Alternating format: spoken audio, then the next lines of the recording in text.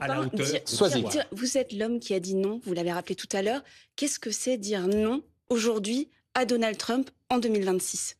Dire non, c'est dire non. Nous n'accepterons en aucun cas de participer à cette guerre. Nous la condamnons dans toutes les instances internationales et nous en tirons les conséquences. Nous sanctionnons. Nous sanctionnons Israël pour être en train aujourd'hui d'enclencher une situation humanitaire tragique au Moyen-Orient.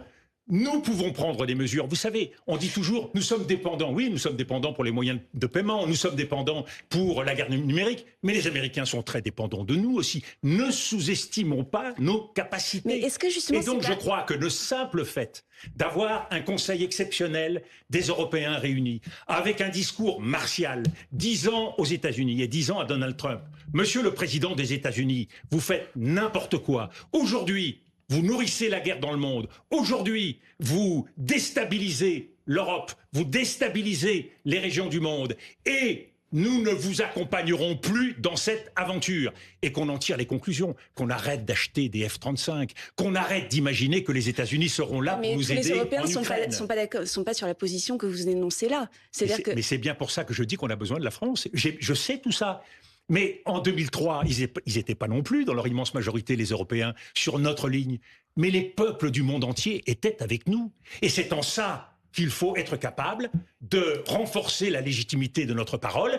Et comme la catastrophe va se dérouler comme je suis en train de vous le dire, eh bien, au bout du compte, les Européens peut-être ont une chance d'ouvrir les yeux et de cesser de se rendre dans le bureau ovale en priant Donald Trump de bien vouloir leur concéder ceci ou cela.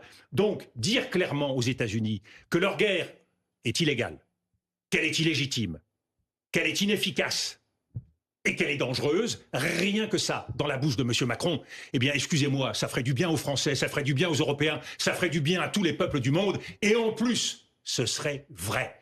Avertir ce que nous avons fait en 2003, les Américains, de ce qu'ils sont en train de semer le désordre, de semer le malheur, partout où ils vont.